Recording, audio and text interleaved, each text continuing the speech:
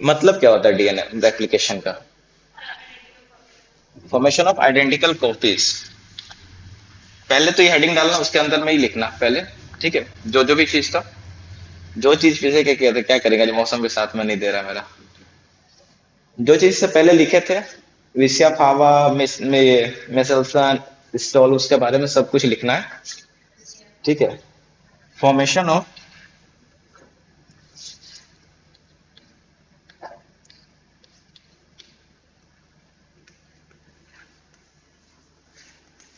Formation of identical copies,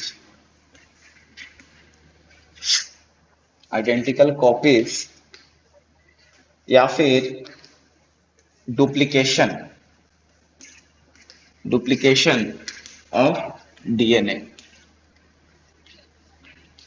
ये कि हम लोग का मीनिंग हो गया डीएनए एप्लीकेशन का। ठीक है। आइडिया कहाँ से मिला था एप्लीकेशन के बारे में? आइडिया कौन दिया था? Watson and Crick. आइडिया कौन दिया था? Watson and Crick. कहाँ दिए थे? डबल हेलिक्स वाला मॉडल में। ठीक है। उसके बाद नेक्स्ट में हम एक्सपेरिमेंटल प्रूफ कौन किया था? एक्सपेरिमेंटल प्रूफ किया थे मेसल्सन एंड स्टॉल।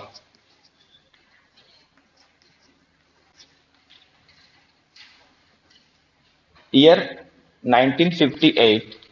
एंड एक और साइंटिस्ट थे, ये पहला है, दूसरा साइंटिस्ट एक और थे, टेलर। ये भी 1958 में ही किए थे। इनका एक्सपेरिमेंटल ऑब्जेक्ट था E coli, E coli bacteria, जबकि इनका एक्सपेरिमेंटल ऑब्जेक्ट था विसिया फावा, जो कि एक प्लांट है।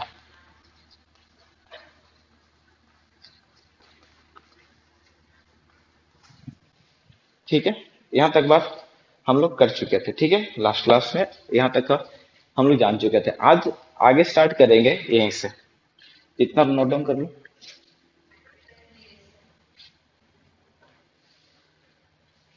मिटाए?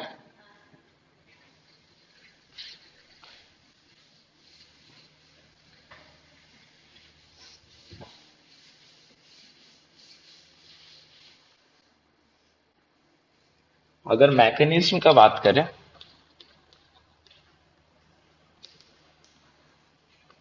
इसमें दो स्टेप फॉलो करना पड़ता है। चल रहा है ना कैमरा की ऐसे रुका हुआ है? चल रहा है ना? पता नहीं मैं, हो रहा है ना? ठीक है। मैकेनिज्म इसमें दो स्टेप फॉलो किया जाता है, इसको ध्यान से सीखना।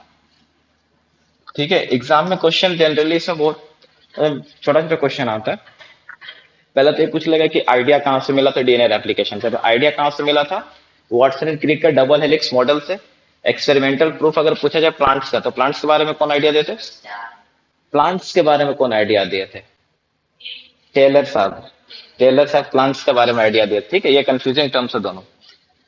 स्टेप्स का बात किया जाए तो स्टेप, इसमें दो स्टेप को फॉलो किया जाता है। पहला स्टेप रहता है अनवाइंडिंग, साफ साफ लिखते चलो, अनवाइंडिंग। इसको दूसरा नाम बोलते हैं अनजिपिंग।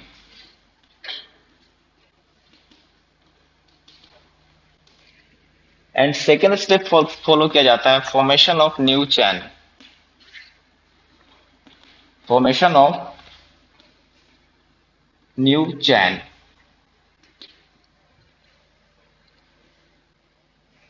ये दो स्टेप में फॉलो किया जाता है। पहला स्टेप पता है, दूसरा स्टेप भी हम लोग को पता है, कैसे भी देखना। लिख लिए वाला। पहले हेडिंग डालना अनवाइंडिंग, डिटेलिंग हम जानेंगे अनवाइंडिंग में कितना प्रोसेस होता है, कैसे किया जाता है।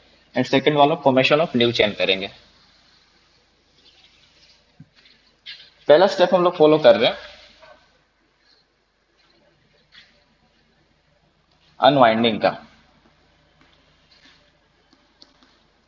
अच्छा, अनवाइंडिंग और अनजीपिंग क्यों बोले? जो जीप होता है, जब उसको जीप कोई खोलता है, सेम डीएनए में वैसे ही होता है। अगर जो जीप रहता है उसमें जो बीच में जो सेगमेंट्स रहते हैं, उसको ऐसा समझो कि वो हाइड्रोजन बॉन्ड्स है।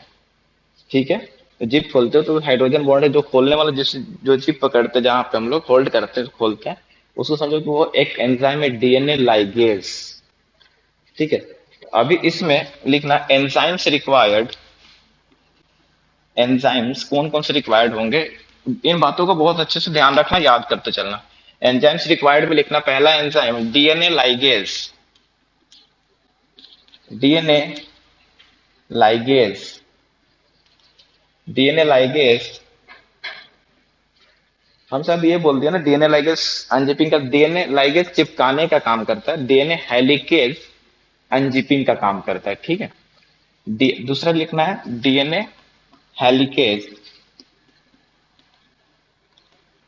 हेलिकेज पहला वाला डीएनए लाइगेज क्या काम करेगा, चिपकाने का, एज ग्लू जैसा काम करेगा, ये करेगा तोड़ेगा, मतलब क्या हाइड्रोजन बॉन्ड को ब्रेक करने का काम करेगा, भी लिखवा देंगे सबका। तीसरा एंजाइम रहता है एस एस बी प्रोटीन, इसका फुल फॉर्म होता है single strand, single strand DNA binding protein, single strand DNA binding protein. एक रहता है और हेलिकेज, टोपो आइसोमेरेज, टोपो आइसोमेरेज। ये चार एंजाइम्स का रिक्वायरमेंट होता है अनवाइंडिंग करने के लिए। चारों लिख लिया एंजाइम्स का नाम, ध्यान से समझना अभी आगे का। हाँ हाँ, ये एज अ ग्लू काम करेगा, अभी लिखेंगे समझ में आ जाएगा अभी, ठीक है। एक मेरे पास मॉडल है लेकिन आज ला नहीं पाए बारिश की वजह से, एक डीएनए का मॉडल मेरे पास है। देखो अब पहला अगर जो डीएनए आप देखे हो,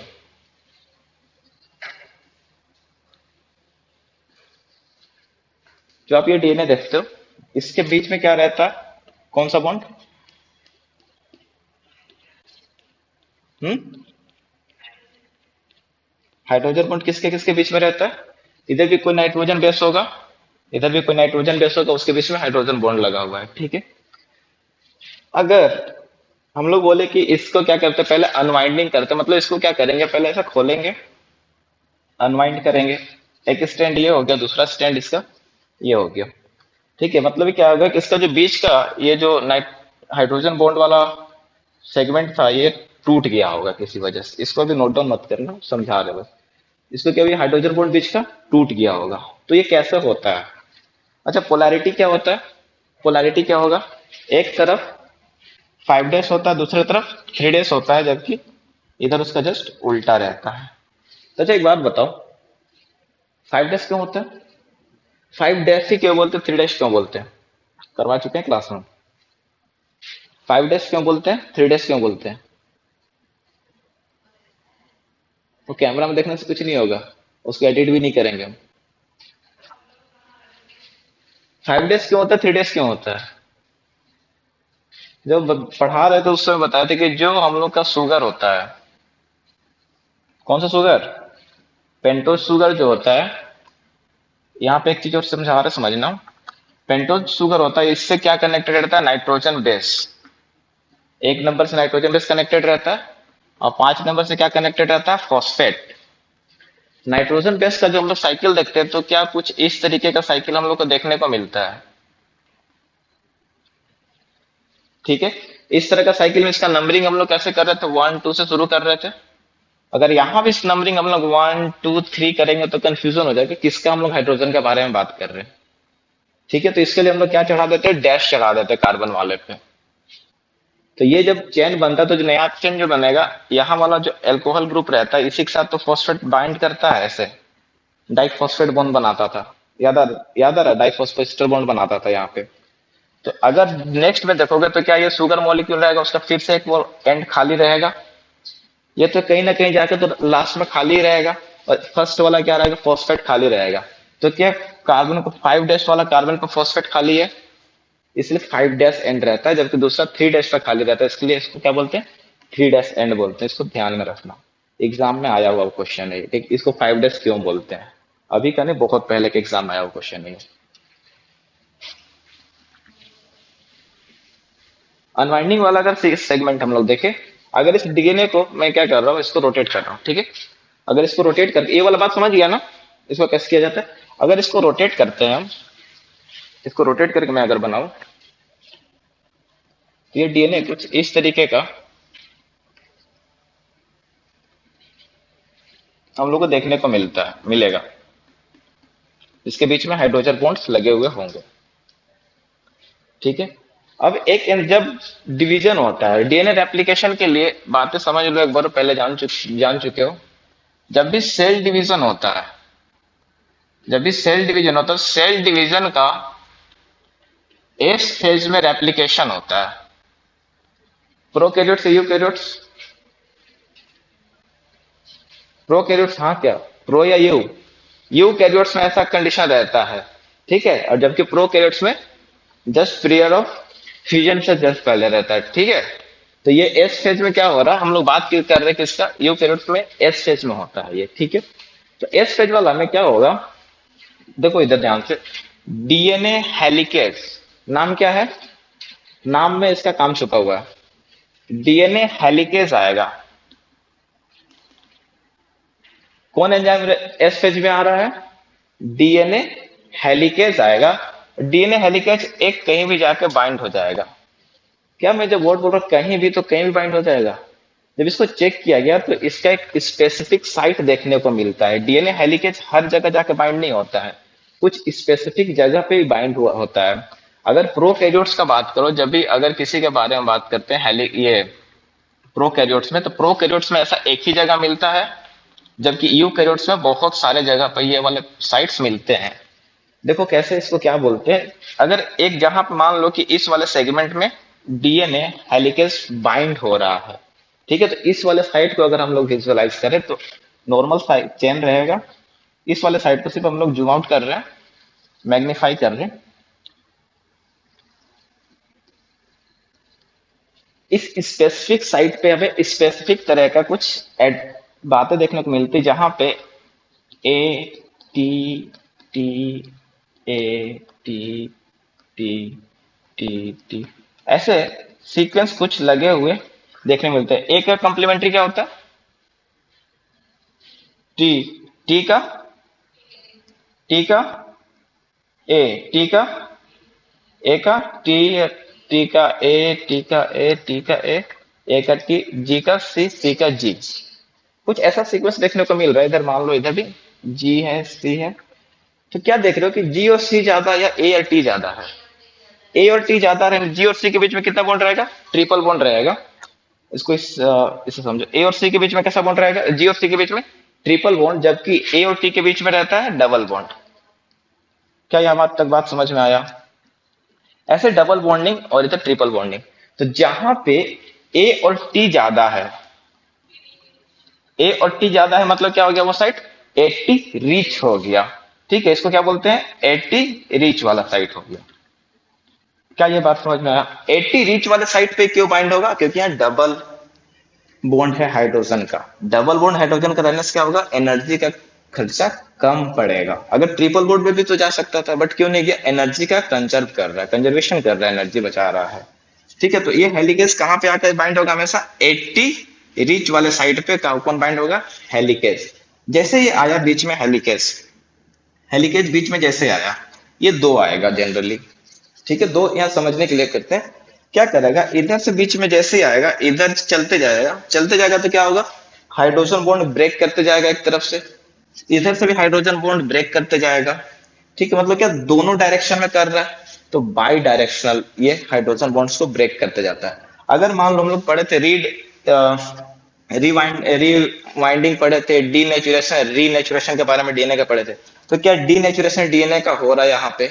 अगर डीनेचुरेशन है, वहां पर हम लोग क्या पढ़े थे, टेम्परेचर के बारे में, कि टेम्परेचर बढ़ा दो डीएनए क्या हो जाएगा, डीनेचर हो जाएगा। 64 से क्या स्टार्ट होता है और 95 तक पूरा डीनेचर हो जाता है। अगर सेल में करोगे 95 डिग्री टेम्परेचर दोगे तो सेल तो खत्म हो जाएगा, सेल ही जल जाएगा उतना डिग्री में। तो क्या करते हैं हम लोग, एंजाइम्स को सहारा लेते हैं, एंजाइम्स के हेल्प से हम लोग क्या कर रहे हैं, इसको डीनेचुरेशन करा रहे हैं। क्या यहाँ तक बात समझ में आया।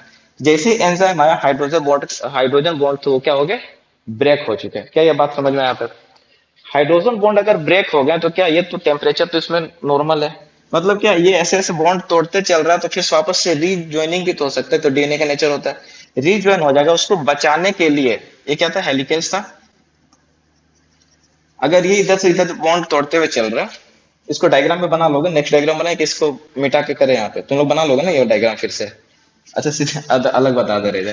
देखो अगर मान लो इस स्ट्रैंड में ये वाला कुछ ऐसा सेगमेंट था, ये यहाँ से बॉन्ड ऐसा टूटता हुआ जा रहा है, तो चांसेस है कि वहां पे वापस से क्या हो जाए, वापस से ये रीज्वाइनिंग हो जाए। तो एक हम लोग प्रोटीन लिखे थे एस एस बी, ठीक है, सिंगल स्ट्रैंड बाइंडिंग प्रोटीन। ये एस एस बी क्या करता है, आके जितने भी नाइट्रोजन बेस है उसके ऊपर चिपक जाता है। कौन चिपक जाता है, S S B, single strand binding protein. नाम क्या है, सिंगल स्ट्रैंड बाइंडिंग प्रोटीन। दोनों तरफ से आके चिपक जाएगा, इस तरह से चिपक गया। ठीक है, जब एस एस बी आके चिपकेगा, ये क्या करता है, अब खींच के रखता है दोनों नाइट्रोजन मॉलिक्यूल्स को। अगर नाइट्रोजन मॉलिक्यूल्स खींच के रखेगा तो आपस में रीज्वाइनिंग नहीं हो पाएंगे, दोबारा ये हाइड्रोजन बॉन्ड का फॉर्मेशन नहीं हो पाएगा। तो क्या प्रिवेंट करेगा, री हाइड्रोजन बॉन्ड का फॉर्मेशन को प्रिवेंट कर देगा। क्या यहां तक समझ में आया बात को? ठीक है, तो क्या ये इस तरफ हाइड्रोजन बॉन्ड तोड़ते जा रहा है, एसएसबी उसको प्रिवेंट कर रहा है वापस हाइड्रोजन बॉन्ड को बनने से। बट अगर एक रस्सी समझो, कोई कोई एक रस्सी घुमाया हुआ पूरा हेलिकेज का स्टाइल में, ठीक है, अगर रस्सी घुमाया हुआ है, तो अगर उसको बीच में से तुम खोलते जा रहे हो तो एट द एंड जहां रहेगा वो टाइट होते जाएगा, टाइट होते जाएगा। तो अगर इसी को आगे हम लोग अगर ड्रॉ करते इसको देखते हैं, तो क्या इस कहीं पे ऐसा कंडीशन हम लोग को रस्सी में देखने को मिलता है, रोप में, ठीक है। तो ऐसा कंडीशन हम लोग डाल जाने थे, हेट्रोक्रोमेटिन ऐसा कुछ वर्ड सुने हैं कभी, सदियों पहले मैं बताया था। ठीक है, तो इसको सुपर कोइलिंग वाला कंडीशन इसको बोलते हैं। आप क्या बोलते हैं इसको, सुपर कोइलिंग बोलते हैं। तो सुपर कोइलिंग वाला रीजन में क्या होगा, डीएनए बहुत ज्यादा टाइट हो जाएगा, और डीएनए इतना ज्यादा टाइट हो जाएगा कि ये अनवाइंड नहीं हो पाएगा। इस कंडीशन में एक एंजाइम हम लोग लिखे थे टोपो आइसोमेरेज, टोपो आइसोमेरेज लिखे थे। इसका दूसरा नाम होता है डीएनए गाइरेज भी बोलते हैं इसको प्रोकैरियोट्स में। क्या बोलते हैं, डीएनए गाइरेज, प्रोकैरियोट्स के अंदर बोलते हैं इसको, ठीक है। अब ये क्या करता है डीएनए गाइरेज, यहां से जहां से सुपर कोइलिंग स्टार्ट हो रहा है, समझो बात को, जहां से सुपर कोइलिंग स्टार्ट हो रहा है वहां पे क्या कर देगा, कट लगा देगा। कट लगाने के बाद में अगर रस्सी को देखते हो, अगर सुपर कोइलिंग यहाँ पे रहता है, उसको जैसे कट लगाओगे तो एंटी क्लॉकवाइज डायरेक्शन में घूमेगा वो। ठीक है, तो बोला जाता है कि एंटी क्लॉकवाइज में घुमाता है, बट ऐसा समझ गया ना कि एंटी क्लॉकवाइज में क्यों घूमेगा, क्योंकि इस पे पहले स्ट्रेस था। अब क्या हो रहा है, ये जैसे आया ये क्या कर दिया, स्ट्रेस को कम कर दिया। स्ट्रेस को क्या किया, कम कर दिया। कम करने की वजह से क्या होगा, एंटी क्लॉकवाइज मूवमेंट हुआ। तो डीएनए जो हाईली कोइल्ड था, सुपर कोइलिंग जो था डीएनए का, सुपर कोइलिंग वाला जो पार्ट था, वो अब क्या हो चुका है, अब नॉर्मल कोइलिंग जैसे देखो पहले वाला साइकिल था, देखो यहां से वापस नॉर्मल कोइलिंग हो गया। लेकिन बात है कि जब कट लगा दिया तो वापस रीजॉइनिंग भी तो करना पड़ेगा। इसके लिए हम लोग एक एंजाइम लिखे डीएनए लाइगेज। लाइगेज क्या करेगा, इसको वापस से इसमें जोड़ देगा। क्या ये बात समझ में आया, रीजॉइनिंग वाला पार्ट समझ में आया? रीजॉइनिंग कौन कर रहा है, डीएनए लाइगेज। एक बार समझो, फिर से आउटलाइन ले रहे हैं, ठीक है।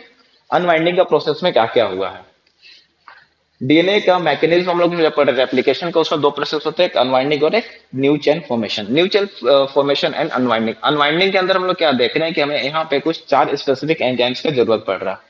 सबसे पहली बात क्या होता है, कहाँ पे सेल डिवीजन, अगर यूकेरियोट्स में कहाँ होता है, प्रोफेज क्या सॉरी सेल डिवीजन का एस फेज में होता है, जबकि जस्ट पीरियड ऑफ फिजन में होता है प्रोकैरियोट्स के केस में। अगर अनवाइंडिंग का प्रोसेस देखें तो चार एंजाइम्स इसमें काम में ले रहे हैं। पहला एंजाइम कौन सा आ रहा है, डीएनए हेलिकेज। अच्छा, हेलिकेज के बारे में कुछ और बातें जान लो। यहाँ पे जो डीएनए हेलिकेज है ना, इसमें एक को फैक्टर के जैसा काम करता है। अगर मान लो पैसा मिल रहा तो बहुत अच्छा है, ज्यादा पैसा मिल रहा तो ज्यादा अच्छा है, एफिशिएंसी मेरा भी काम करने का बढ़ जाएगा, ज्यादा सैलरी मिलेगा। तुम्हें ज्यादा कम पैसे मिल लगेंगे यहाँ पे, तुम्हारी एफिशिएंसी कुछ ना कुछ बढ़ेगी। तो अगर जहां पैसा ज्यादा मिलता है तो एफिशिएंसी बढ़ जाता है। सेम यहाँ पे को फैक्टर हमेशा एफिशिएंसी को बढ़ाता है। तो यहाँ पे एज अ को फैक्टर काम करता है Mg+2। क्लास 11th में ये बात गिवन था, एग्जाम में आया था, नीट के एग्जाम में। तो को फैक्टर का जैसा कौन काम करता है, तो Mg+2। को फैक्टर क्या करता है कि डीएनए हेलिकेज का एक्टिविटी को क्या करता है, इंक्रीज कर देता है। अगर एक्टिविटी को क्या करता है, इंक्रीज कर देता है। डीएनए हेलिकेज को बोलते हैं main unwinding enzyme, main unwinding enzyme.